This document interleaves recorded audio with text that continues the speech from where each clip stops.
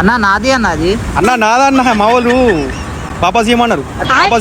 అరే అన్న నాది అన్నది అరే మా వాళ్ళు వాపస్ ఇవ్వమన్నారు అన్న అంటే ఇప్పుడే గిరాకీ చూసి అటు చూస్తే ఇక్కడ లేదన్న మొత్తం